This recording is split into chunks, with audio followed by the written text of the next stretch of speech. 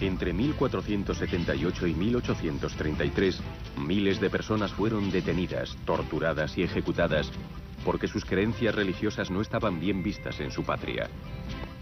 Fueron víctimas de la Inquisición española. La Inquisición fue una organización siniestra, pero ha estado tan oculta por la leyenda que hasta ahora ha resultado difícil contar la verdadera historia de esos días lúgubres de la Iglesia Católica. La verdadera historia de la Inquisición.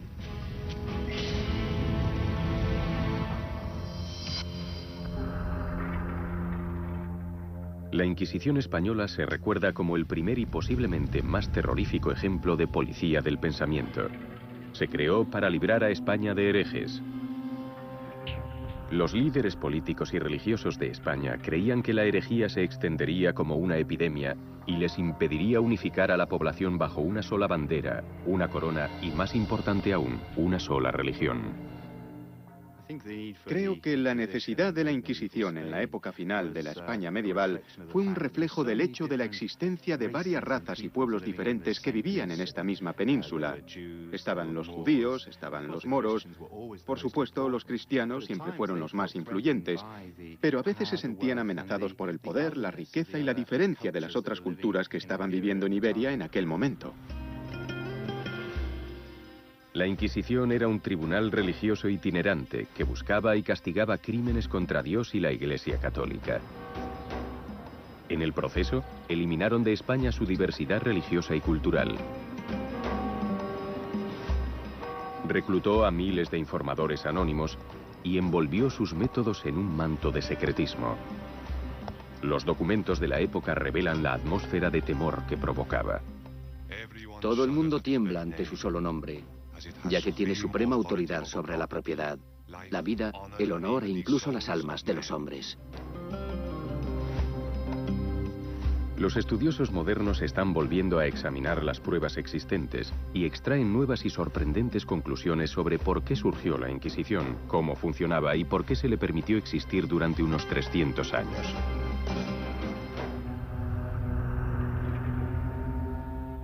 La parte fundamental del trabajo de la Inquisición era el interrogatorio.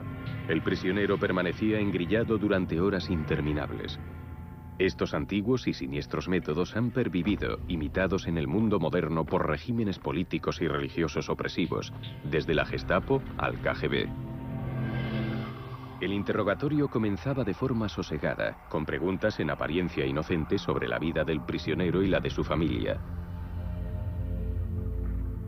La Inquisición te preguntaba exhaustivamente sobre lo que hacías. ¿Qué hacía tu familia? Porque no solo eras tú quien le preocupaba, sino todos los que pudieras conocer, lo que ellos denominaban tus cómplices. Te decían, ¿cómo te llamas? ¿Sabes por qué te han detenido? Mira, la Inquisición no detiene a nadie sin motivo. ¿Eres consciente de ello? Si respondías afirmativamente, ¿tienes algo que decirnos, alguna confesión que hacer? Porque la confesión voluntaria era la que te acarrearía menos problemas. No, no tengo nada que decir, no sé por qué me han detenido. Y decían, ve a tu celda y piensa en ello. El prisionero podía estar encerrado en confinamiento solitario durante semanas, incluso hasta meses, y el carcelero era su único contacto humano. Pero después, el inquisidor lo visitaba para hacerle más preguntas y para incitar al prisionero a que confesara. Entonces, cuando volvías a estar con él, el inquisidor te decía, bien, ¿hay algo que quieras decirnos? Quizá respondías, cuando tal y tal dicen que estuve en tal sitio, pues resulta que fue así, acabo de recordarlo, fue hace mucho tiempo. En ese momento, el prisionero tenía la esperanza de que una pequeña confesión sería suficiente para que el inquisidor dejara de interrogarlo. Al contrario, el inquisidor sigue hurgando en la herida, por así decirlo. Tira de la cuerda. Y la presión psicológica, la soledad, la preocupación por tu familia y también por ti mismo, hacen que al final probablemente no seas capaz de soportar la tensión y quieras confesar. La Inquisición no apresuraba su justicia. Algunos juicios e interrogatorios duraban años. durante los cuales los prisioneros languidecían en prisión. Pero a los ojos de sus carceleros, los prisioneros habían cometido el crimen más vil del mundo medieval, la herejía. Ahora no se da esa circunstancia, pero en aquellos días la herejía, cuestionar la palabra de Dios escrita en la Biblia, era un crimen muy grave y en muchos aspectos peor que el asesinato. Un asesino podía al menos ser perdonado y su alma podía ir al cielo. Pero a un hereje no arrepentido solo le esperaba un viaje sin retorno al infierno. La herejía, creer en cosas que la Iglesia decía que no eran ciertas, ponía en peligro tu alma. Se puede explicar de forma análoga al gran temor que hoy tenemos al cáncer, porque la herejía era vista como una enfermedad que podía arruinar toda tu salud espiritual hasta el punto de dejarte sin redención. Y lo que es más, quizás la herejía fuese peor que el cáncer, porque podías contagiarte de otras personas. La Inquisición se consideraba a sí misma como el cirujano que actuaba al servicio de la todopoderosa Iglesia Católica. Tenía que extirpar el cáncer de la herejía de la mente del pueblo español antes de que pudiese extenderse. Los síntomas de la herejía eran muchos y variados, desde dudar de la resurrección de Cristo a los pecados sexuales como el adulterio y la homosexualidad. También podías encontrarte ante la Inquisición por lo que hoy parecería el más despreocupado e insignificante de los comentarios. Podía ser, por ejemplo, una declaración herética, algo así. Un hombre sentado a una mesa está jugando a las cartas y empieza a jurar y maldecir. Y maldice a la Virgen María diciendo, imposible que fuese virgen, no puede ser. No físicamente, no es natural, no puede ser. Alguien lo denunciaba a la Inquisición. La Inquisición lo detenía y le preguntaba por el significado de sus palabras. No solo se interesaba la Inquisición por los comentarios que cuestionaban los dogmas cristianos, sino que también investigaba a personas cuya moralidad, en concreto la moralidad sexual, se desviaba de los preceptos cristianos. Esto tuvo un efecto desconcertante en las comunidades campesinas. Otra de las cosas por la que acababan ante la Inquisición era sobre todo admitir la fornicación, que era considerar algo lógico que dos personas solteras practicasen el sexo. No practicarlo de verdad, sino decir que creías que era correcto. Por supuesto, en la cultura campesina, donde las relaciones prematrimoniales y extramaritales eran algo muy habitual, no había conciencia de que el sexo entre personas solteras fuese algo malo. Pero a los ojos de la Inquisición era del todo lógico. Se había cometido una herejía. Si en el interrogatorio no se obtenía una explicación satisfactoria, el inquisidor podía solicitar la ayuda del sirviente más temido de la Inquisición española, el torturador.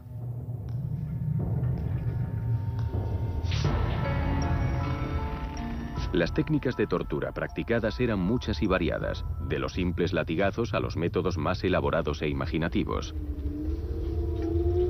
El estrapado era una variante del ahorcamiento. A la víctima primero se la dejaba inmóvil atándola de pies y manos. Con los brazos atados a la espalda, se la levantaba del suelo, provocando gran dolor en los hombros. El dolor se intensificaba dejando caer a la víctima. Al detener la caída justo cerca del suelo, la víctima recibía una gran sacudida que le dislocaba los hombros con un ruido característico.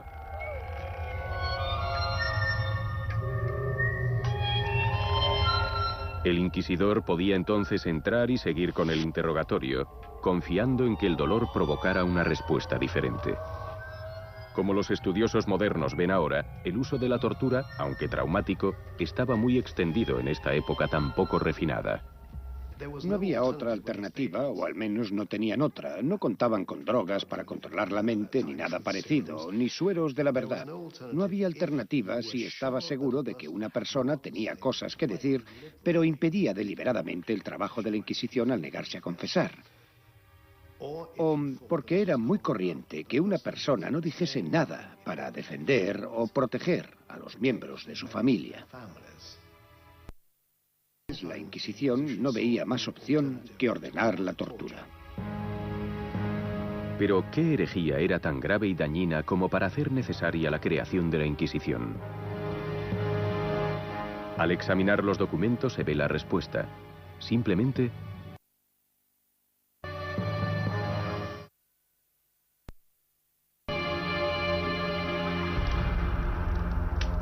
la Europa medieval no era un lugar agradable para ser judío.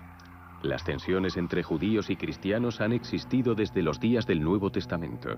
Las enseñanzas cristianas de la época decían que los judíos eran responsables de la crucifixión de Cristo y que se negaban a aceptarlo como el Hijo de Dios. Los judíos fueron perseguidos en varias épocas en muchos países europeos. No fue difícil suscitar el sentimiento antijudío en la cristiandad del siglo XIV. Todo lo que se necesitaba era que algo o alguien encendiese la llama del odio.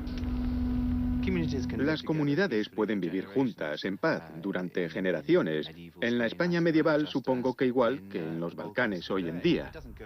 La tensión no pasa de la política local hasta que alguien decide que le interesa elevar el tono de esas tensiones. Un conocido predicador antijudío llamado Ferran Martínez hizo precisamente eso. En 1391 aprovechó una temporal falta de autoridad en la curia de Sevilla y utilizó su posición para incitar a la violencia física contra los judíos de la ciudad. En escenas que recuerdan las persecuciones de los judíos en la Alemania nazi, una multitud cristiana marchó hacia el barrio judío de la ciudad. Atraparon a cientos en las estrechas callejuelas y cometieron una serie de asaltos. Tan intensa fue la violencia y el pánico que en una calle en concreto cientos de judíos perdieron la vida. La calle se conoce ahora como Calle de la Muerte en recuerdo de aquello. Entre junio y agosto de aquel año, una oleada de violencia callejera y ataques contra los judíos se extendió por toda España, desde Sevilla en el sur a Barcelona en el norte. Los muertos fueron miles.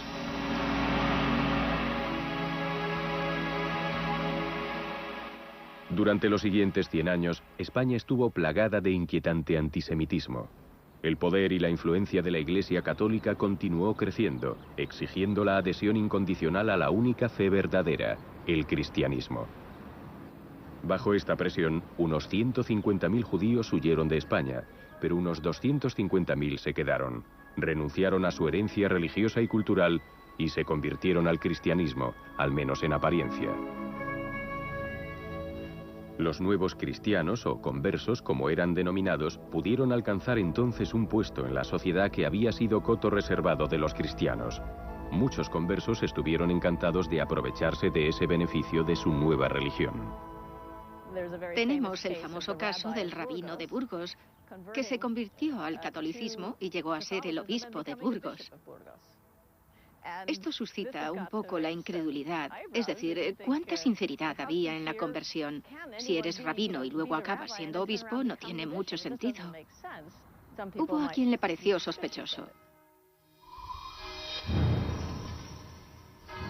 La rivalidad, la animosidad, esos sentimientos de, a veces, odio real por parte de los cristianos viejos hacia las comunidades judías no solo se daban por la religión, sino también por la competencia en cuanto al trabajo y la posición social. Porque las áreas donde a las familias judías se les permitía trabajar estaban restringidas por la corona.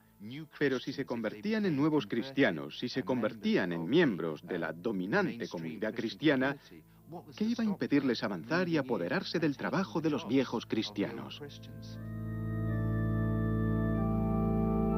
Durante un siglo, el resentimiento y la suspicacia crecieron. Los judíos que se habían convertido y habían triunfado fuera de la comunidad judía eran los más sospechosos a ojos de los viejos cristianos. La población de viejos cristianos creía que estos nuevos conversos no eran verdaderos cristianos, que su nueva fe era fingida y que seguían practicando el judaísmo en secreto. No es sorprendente que cuando se creó la Inquisición, sus primeros objetivos fuesen estos conversos. La Inquisición fue el primer mecanismo formal para eliminar de España la falsa fe. La Inquisición estaba organizada y era metódica. designaba equipos conocidos como tribunales y los enviaba por toda España para descubrir y exterminar la herejía. El tamaño del tribunal variaba, pero estaba presidido por un gran inquisidor, el jefe, que estaba secundado por otros 2 inquisidores. Tenían a su disposición un escriba y los servicios de un médico para controlar la salud de los sospechosos, porque los detenidos podían acabar en manos del torturador contratado a las autoridades civiles para extraer más información. Pero lo que todos los tribunales necesitaban por encima de todo eran sospechosos. Era seguro que se cometían herejías, solo era cuestión de encontrar a los herejes. ¿Cómo lo lograba la Inquisición? El primer paso fue solicitar voluntarios. Se presentaron muchas personas dispuestas a ello. Era una buena forma de que los viejos cristianos demostraran lo buenos católicos que eran, confesaban, recibían una penitencia y luego el perdón. La Inquisición acogía de buen grado estas confesiones, imponía pequeñas penitencias y reconciliaba a la persona con la Iglesia. Funcionaba bien, pero solo para las faltas leves, que no era lo que la Inquisición estaba buscando. Al carecer de organismo estatal de espionaje del que valerse, la Inquisición elaboró métodos que eran tan ingeniosos como efectivos. La única forma de reunir información es invitando al público a participar. No hay archivos secretos, no hay bases de datos. Solo se presenta y le pide a la gente que acuda a contarle lo que sabe sobre las prácticas religiosas de sus vecinos. Es un sistema basado en que el pueblo, en conjunto, participe en una gran operación de espionaje hacia sus propios vecinos. Fue uno de los aspectos más sombríos de la Inquisición española y llevaría invariablemente a llamar a la puerta de alguien en plena noche. En plena noche te sorprendía la llegada de la Inquisición. Rodeaban la casa, te detenían junto con los demás habitantes de la casa, con tu esposa y toda tu familia, y luego te llevaban en un carruaje cerrado hasta la cárcel de la Inquisición. Una vez que tenían al sospechoso tras los barrotes, la Inquisición empleaba procedimientos en verdad siniestros. La Inquisición jamás permitía que el acusado supiese quién lo había denunciado. Esa es una de las cosas que los detractores de la Inquisición, en los primeros años de su creación, denunciaron con mucha contundencia. Dijeron que el testimonio secreto era ilegal y por supuesto que era ilegal. No estaba permitido por las leyes vigentes en España.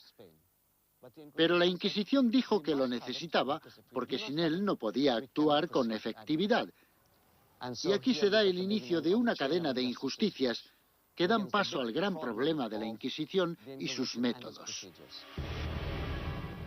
Para dar una apariencia externa de procedimiento judicial, el prisionero de la Inquisición tenía derecho a un abogado defensor, pero organizar una defensa creíble era casi imposible. La Inquisición no solo ocultaba la identidad de los denunciantes, sino que tampoco revelaba los detalles del crimen imputado al detenido.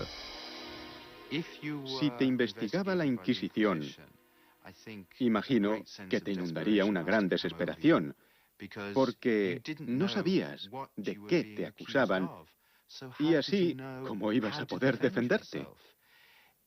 Debía de ser una situación horrible. El suelo de la celda era de losas, las paredes hechas de piedra y muy gruesas. El lugar era muy frío en invierno y tan húmedo que mi ropa estaba siempre empapada. Tal fue mi morada durante casi 3 años. Aunque había reglas respecto a las condiciones en que los prisioneros debían ser mantenidos, no siempre se respetaban. El inquisidor local tenía que inspeccionar la prisión todas las semanas, pero eso sí cumplía con su deber con cuidado y atención, lo cual no siempre era el caso.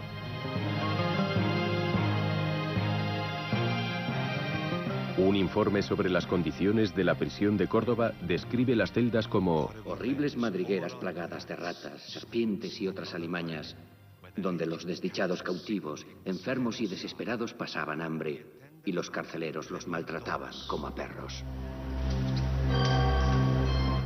El Tribunal de la Inquisición de Córdoba tenía fama no solo por las condiciones de su prisión, sino también por contar con un inquisidor particularmente sádico, Diego Lucero.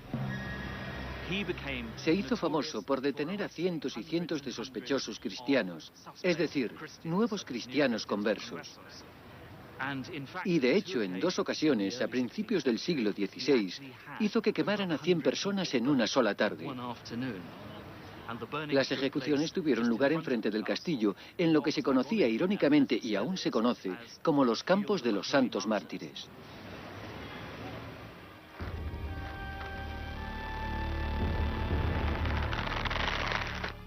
Resultaba muy fácil para los sádicos inquisidores satisfacer su crueldad.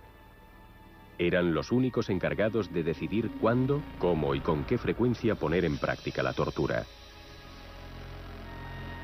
Una de las torturas de la Inquisición más imaginativas era la de la toca, o la tortura del agua.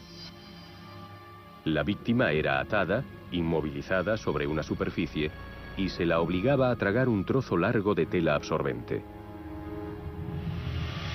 Cuando ya no le cabía más tela en la garganta, se vertía agua dentro de su boca, que el torturado tragaba por reflejo. La víctima ingería más y más tela hasta que entraba en su estómago.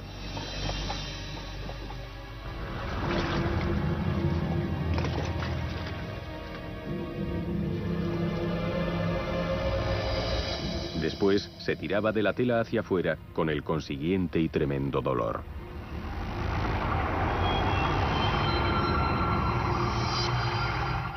Aunque estas primeras víctimas de la Inquisición fueron mayormente judíos, o al menos nuevos cristianos sospechosos, cualquiera que no fuese de una etnia española o verdadero católico romano no era bienvenido en España a finales del siglo XV. El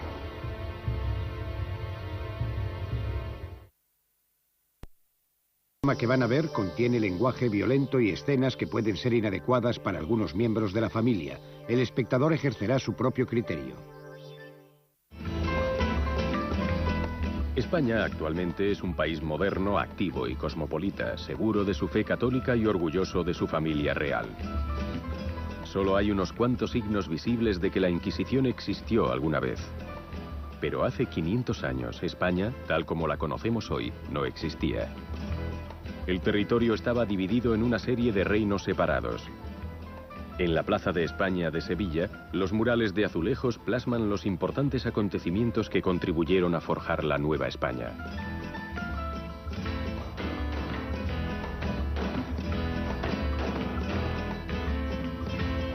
Los 54 murales reflejan una serie de temas: la realeza, la religión y la guerra. Cada uno de ellos es esencial para la historia de la Inquisición española. Hasta la época de la Inquisición, muchos de los reinos de España habían estado gobernados por musulmanes o moros. La influencia mora aún puede apreciarse hoy día.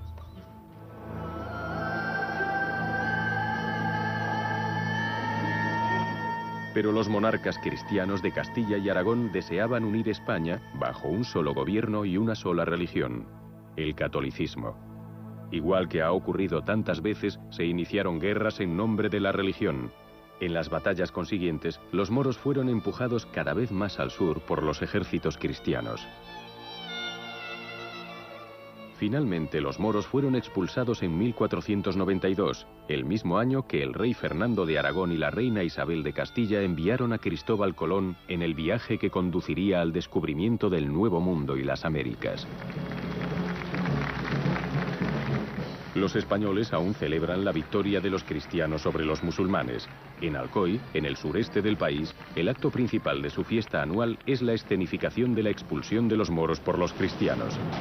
Es una escena vistosa y excitante para el turista moderno. Pero habla de una época, no tan distante, en que la intolerancia religiosa siempre condujo a la violencia y al derramamiento de sangre. Isabel y Fernando probablemente creyeron que sus problemas se habían terminado. Pronto descubrieron que a pesar de 100 años de conversiones, los judíos y sus nuevos descendientes cristianos seguían siendo un gran problema. Cuando el territorio cristiano aumentó y los reinos cristianos se extendieron hacia el sur y absorbieron las comunidades judías de las grandes ciudades como Córdoba, Sevilla y luego Granada, tuvieron que plantearse qué iban a hacer con las comunidades judías. ¿Iban a tolerar su existencia? El Islam puede tolerar a los judíos y a los cristianos, porque el Corán dice que son hijos del profeta, ocupan un lugar especial en la religión musulmana, pero en el cristianismo no existe ese espacio para otras variantes, y se creía que era un deber cristiano convertir a todos los de religión distinta a la fe de Cristo, el Hijo de Dios. Fernando e Isabel eran buenos católicos, pero también ansiaban el poder político. Habían subestimado el peligroso odio entre cristianos y judíos que amenazaba la paz y la unidad. Pero sufrirían una terrible pérdida si todo el que era judío o tenía antepasados judíos era expulsado o encarcelado.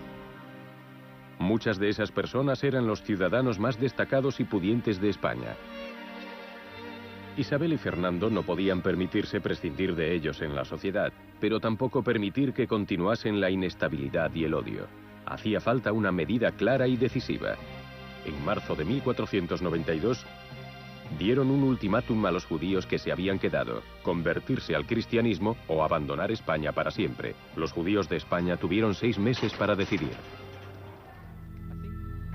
Los judíos conversos no eran temidos, sino odiados.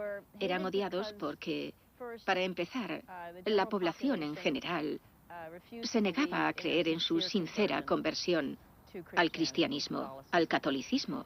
Así que los veían como traidores. Y puesto que no eran sinceros, significaba que aún eran judíos. Los viejos cristianos estaban convencidos de que muchos de estos nuevos conversos mantenían en secreto su fe judía, que respetaban no solo los días santos cristianos, sino también el sabbat judío y sus festividades, que requerían una preparación especial y obvia. Se cortaban el pelo los viernes porque es una ceremonia especial de los judíos y porque es un pecado para ellos cortarse el pelo, la barba o las uñas en sabbat. Todas las mujeres se bañaban según la costumbre judía. Se encerraban en un patio interior para que los criados no pudieran verlas.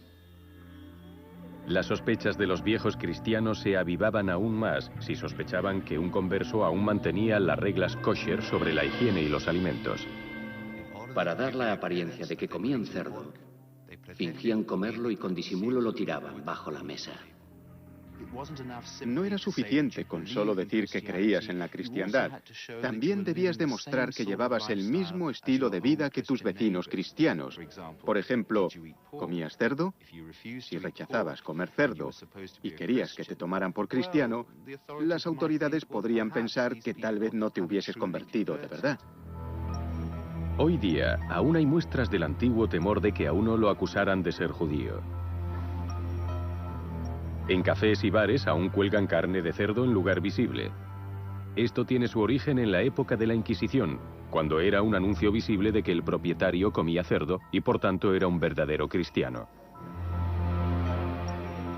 No solo eran las reglas judías respecto a la comida lo que podía atraer la atención de la Inquisición. Algo tan simple como tender la colada a secar el día equivocado de la semana podía constituir una herejía. En el siglo XVI, por ejemplo, se dio el caso de una mujer que fue investigada por la Inquisición simplemente porque se cambió la ropa blanca un sábado. Eso se consideró un signo de que tal vez estaba rindiendo culto al sabbat judío en vez de al domingo cristiano. El resentimiento de los viejos cristianos contra los judíos ocultos se hizo más ardiente, sobre todo en ciudades como Sevilla. Bajo una enorme presión política, Isabel y Fernando fueron a Sevilla como último esfuerzo para encontrar una solución antes de que su sueño de un territorio seguro bajo una sola religión fuese despedazado. Y ocurrió que, tras obtener el consejo de lo más alto de la curia católica de Sevilla, Isabel y Fernando finalmente tomaron la funesta decisión de que España necesitaba una Inquisición. Pero pese a su posición de reyes, no podían crear tal organización sin un permiso especial del jefe de la Iglesia, el Papa. El 1 de noviembre, el Papa Sixto IV otorgó el permiso y nació la Inquisición española. Sus inicios fueron modestos, pero a medida que se incrementaban los tribunales, Fernando e Isabel vieron que necesitaban a alguien que se hiciese cargo de toda la responsabilidad. Recurrieron al Papa de Roma y este publicó una bula papal nombrando a Tomás de Torquemada como primer gran inquisidor. Torquemada presidió la Inquisición durante sus primeros años, unos de los más sangrientos de su existencia, cuando la gran mayoría de sus víctimas fueron judíos. También instauró muchos de los métodos que la Inquisición practicaría durante cientos de años. Tomás de Torquemada era confesor de la reina y también era antisemita. Por otra parte, elaboró las primeras instrucciones de la Inquisición. Puso por escrito lo que podía hacer y lo que no podía hacer. Y gracias también a él, la Inquisición se convirtió en un organismo burocrático controlable que siguió sus reglas durante los siguientes 100 años. Las normas de la Inquisición no eran distintas para hombres y mujeres. De hecho, sabían que el linaje judío era transmitido por las mujeres y que las mujeres judías tenían mucha influencia en la comunidad conversa. Así que la Inquisición no tenía reparos en aplicar la tortura a las mujeres con el mismo vigor que a los hombres. A las mujeres detenidas se las desnudaba antes de ser torturadas. Para algunas de ellas, la humillación de estar desnudas en presencia de hombres era suficiente tortura, pero si eso fallaba, el torturador empezaba su trabajo. El potro era una de las torturas. La víctima era atada a una superficie o a un poste vertical y se colocaban cuerdas alrededor del cuerpo, provocando dolor en determinadas áreas donde resultaba menos soportable.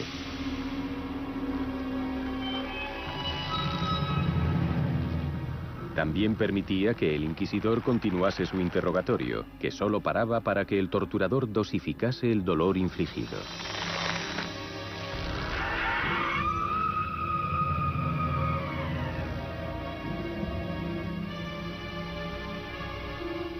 Había que ir con cuidado. Las reglas de la Inquisición decían que la tortura no debía usarse para castigar o matar a la víctima.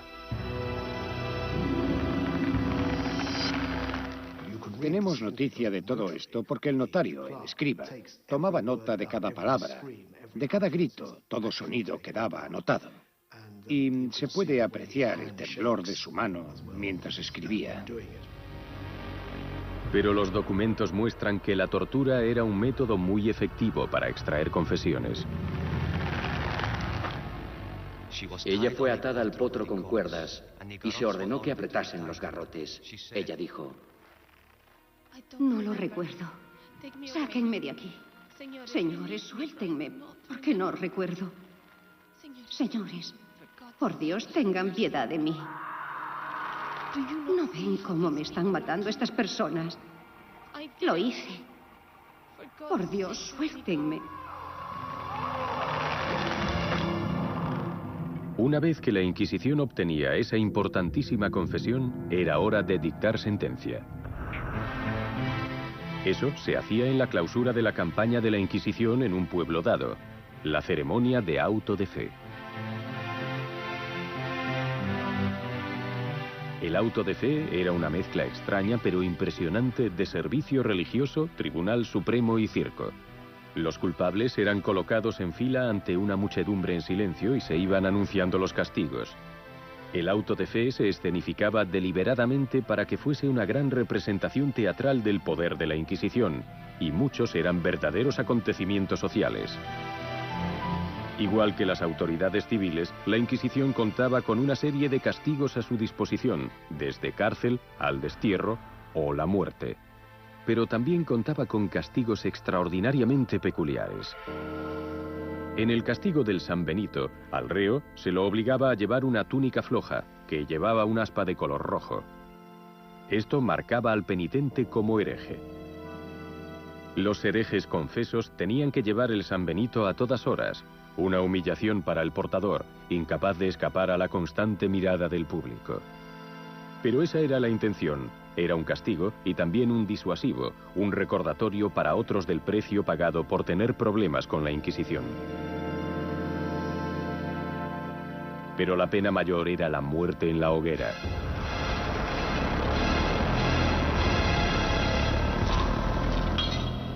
La muerte en la pira se reservaba a dos clases de víctimas: a algunos herejes obstinados que se negaban a cooperar y a pecadores reincidentes. En los días de la Inquisición, la segunda falta casi siempre acababa siendo la última. Para evitar mancharse las manos, la Inquisición no era la que administraba la sentencia de muerte. En lugar de ello, entregaban al acusado a las autoridades civiles que ejecutaban la sentencia. Incluso al final había un rayo de esperanza para los reos herejes. Si confesaban sus pecados, podían evitar que los quemaran vivos, pero a cambio, los estrangulaban hasta morir. Una opción no mucho mejor, pero escogida por muchos.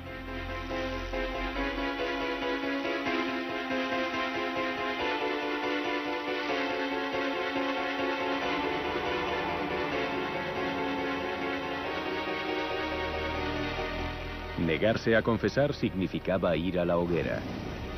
La horrible muerte era inminente.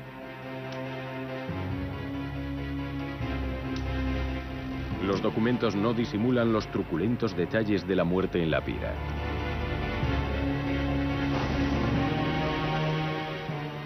Cuando las llamas lo alcanzaron, se inclinó, se retorció y contorsionó hasta que no pudo más. Estaba tan gordo como un cerdo cebado y ardió por dentro. Así que cuando las llamas se apagaron, siguió ardiendo como un carbón al rojo vivo. Acabó reventando y sus entrañas se desparramaron como las de Judas.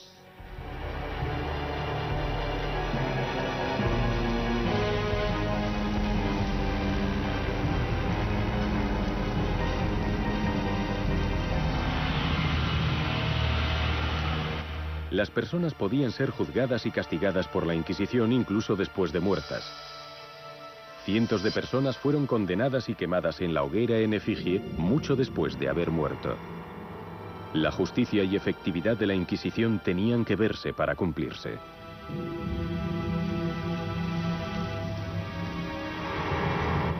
«500 años después, es difícil calcular cuántas personas murieron a manos de la Inquisición. La documentación está incompleta, pero los modernos estudiosos se están dando cuenta de que se ha exagerado mucho, sobre todo respecto al uso del torturador». A las autoridades de la Inquisición no les gustaba mucho recurrir a él porque significaba traer a alguien de fuera, que sería alguien considerado como grosero y falto de educación, y la Inquisición no quería que personas así se mezclasen o tuviesen nada que ver con el proceso de investigar la herejía, la conducta, las almas de las personas y todo eso.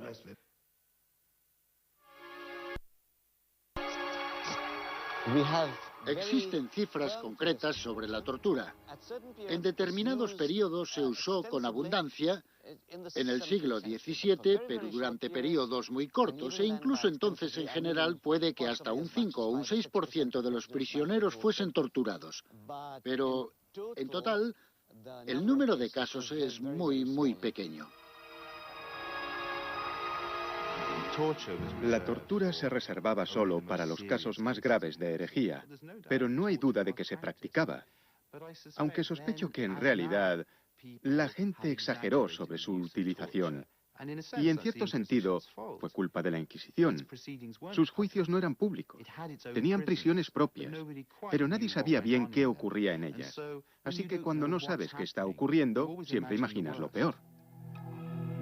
¿Significa eso que la idea que nos transmitieron sobre la Inquisición es equivocada? Es bastante probable que así sea. ¿La razón? La propaganda. Propaganda antiespañola y anticatólica, conocida por los expertos como el mito negro o la leyenda negra. La leyenda negra era propaganda creada deliberadamente por el gobierno inglés y las autoridades holandesas en el siglo XVI. Y como resultado está claro que lo exageraron todo. De esa forma convencieron al resto del mundo de que España era un país malvado. Fue una buena táctica política y religiosa. La leyenda negra fue la respuesta al creciente poder de España en el siglo XVI. En parte, hablaba del dominio represor de España en Europa, en Italia y después en los Países Bajos. Y también a la forma en que los españoles conquistaban el Nuevo Mundo e intentaban imponer su modo de vida y, por supuesto, su religión cristiana. Así que creo que la leyenda negra surge por el temor de que España use la crueldad para extender el catolicismo. Esta opinión no era muy compartida por los españoles. Llegaron a confiar en la Inquisición. Les proporcionaba una clara identidad nacional católica. La Inquisición española contaba con el apoyo del público, por eso existió durante unos 300 años. Durante ese tiempo, el interés de la Inquisición varió. Durante los primeros 50 años, se centró en los conversos, pero después de eso, logró encontrar herejes en otras comunidades. A veces la Inquisición parece como un monstruo que tiene que encontrar nuevas formas de alimentarse. Al principio centra su interés sobre todo en los judíos. Luego empieza a observar las prácticas de los moros. De 1520 en adelante, examina las actividades de posibles luteranos o protestantes en España y luego, en la segunda mitad del siglo, se reinventa una vez más y empieza, por así decirlo, a mirar en el dormitorio, averiguando lo que los cristianos comunes hacen entre ellos, qué se dicen y cómo se comportan. Para los españoles de a pie, la Inquisición era muy importante. Creían que debido a que su creación la había impulsado el Papa, era obra de Dios. Rechazar a la Inquisición era rechazar la voluntad de Dios. ¿Quién iba a hacer eso en un país católico hasta la médula? En primer lugar, no podemos ignorar que para muchos españoles corrientes, la Inquisición, el Santo Oficio, realizaba una buena tarea cristiana. Los protegía de la posible infección de la herejía. Establecía las normas de conducta de la comunidad. Intentaba evitar la conducta antisocial, como diríamos hoy. Pero creo que hay otra razón, que es: ¿quién iba a tener el valor político de abolir la Inquisición? En un principio, el valor político vino de fuera de España. Las tropas francesas, mandadas por Napoleón Bonaparte, invadieron y conquistaron España en 1808. Uno de los primeros actos de Napoleón fue disolver la Inquisición. Se opuso a que un organismo religioso fuese más importante que las autoridades civiles. Pero la presencia francesa duró poco. Los españoles pronto recuperaron sus territorios y de inmediato reinstauraron la Inquisición. Pero igual que las hogueras de los autos de fe se extinguían, así ocurrió con la Inquisición. Aunque volvió a instaurarse en 1815, el mundo había cambiado. Era un lugar muy diferente al que había sido a finales del siglo XV. La Inquisición no tuvo fuerza para sobrevivir mucho tiempo.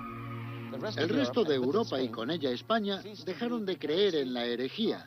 Una gran parte de la población no se tomaba la herejía en serio. La Inquisición ya no castiga a la gente, así que se queda desfasada y acaba siendo abolida, porque, por razones políticas, no está en consonancia con la imagen de progreso que ahora quieren proyectar en Europa. El 15 de julio de 1834, la reina de España finalmente disuelve la Inquisición española. El nombre de esa reina era Isabel II. Fue casi como si la Inquisición hubiese completado un ciclo, y aunque quizá nos haya llegado una historia distorsionada sobre los métodos terribles de la Inquisición, sigue siendo un legado muy fuerte. Las inquisiciones no han desaparecido, y la religión, la raza, las ideas políticas continúan causando conflictos en todo el mundo. Las tensiones entre católicos y protestantes en Irlanda del Norte, la limpieza étnica en los Balcanes, o el uso de la religión por los talibanes como medio para imponer el poder político en Afganistán. Todos ellos espiaron el alma de sus vecinos para ver si compartían sus mismas creencias, y cuestionaron la idea de que las diferencias deben tolerarse. Pero no tenemos que viajar muy lejos para ver con qué facilidad pueden hacer una inquisición. ¿A qué hacía referencia George Orwell cuando escribió su libro 1984? Al gran hermano, que quería controlar no solo lo que decías o hacías, sino lo que pensabas. Se puede ver, después de todo, en los Estados Unidos a principios de la década de los 50, en la Inquisición practicada en Hollywood por el Comité de Actividades Antiamericanas. ¿Es miembro del Partido Comunista o ha sido alguna vez miembro del Partido Comunista? Voy a expresar mi respuesta de la única forma en que todo ciudadano estadounidense... Creo que la Inquisición española, en cierto sentido, sigue existiendo. Creo que cuando la gente siente que las libertades civiles, incluso en las democracias modernas, están amenazadas, saben lo mal, o al menos creen que saben lo mal que pueden ponerse las cosas, porque tienen la imagen de la Inquisición española en su mente.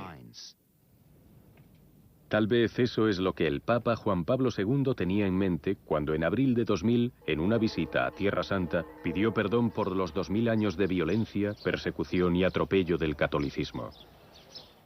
Pidió perdón por el uso de la violencia que algunos cometieron en nombre de la verdad contra los judíos y por la violación de los derechos humanos y la hostilidad mostrada contra los seguidores de otras religiones.